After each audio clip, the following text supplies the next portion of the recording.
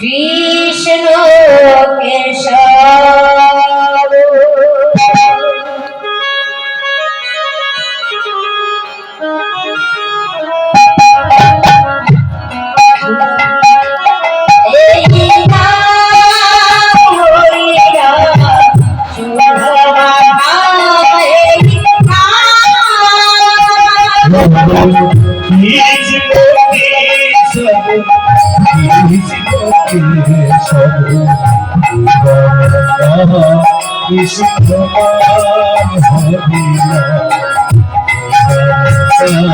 কৃষ্ণ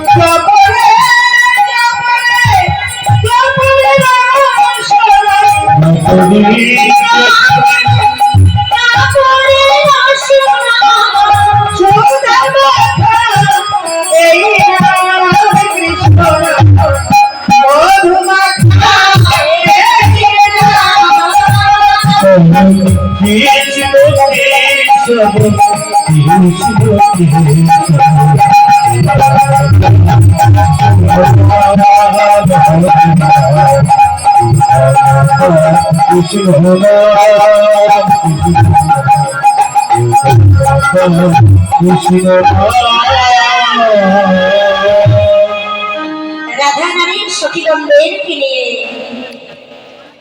ফুল চয়ন করছেন। সখীগণরা ফুটন্ত ফুলগুলি তুলছে,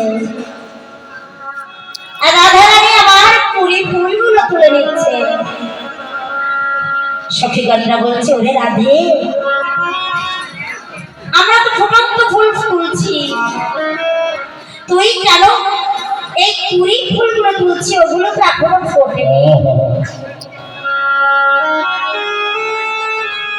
রাধা রানী বলছে, আমার বধূ যখন আসবে, তোরা যে ফুলগুলি তুলছিস সেই ফুল ঝরে পড়ে যাবে, মূর্ছিত হয়ে যাবে। আর আমি এই কুড়ি ফুলগুলো তুলছি,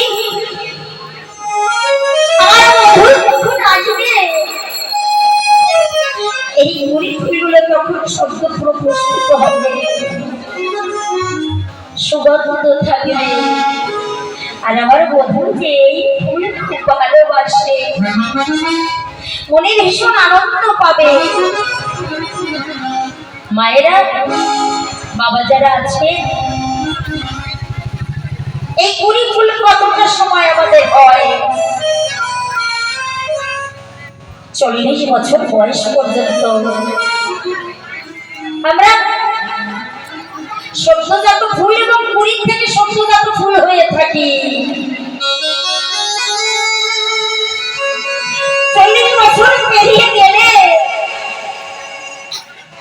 আমরা বাসি ফুলে পরিণত হয়ে যাই। রাধারানী বলছে, বাসি ফুলে আমার গোবিন্দ পছন্দ করে না, সদ্যজাত ফুল আমার গোবিন্দ পছন্দ করে।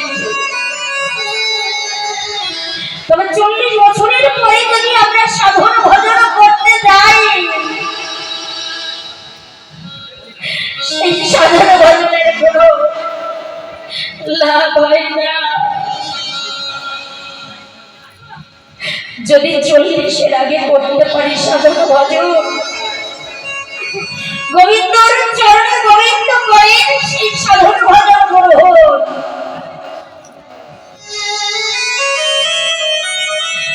আমাদের ঠিক দুপুরে কিন্তু আগুন লাগে, সকালেও নয় বিকালেও নয়, ঠিক দুপুরে আগুন লাগে। লাগে। সেই দুপুরবেলা আগুন যদি আমরা নিভাতে পারি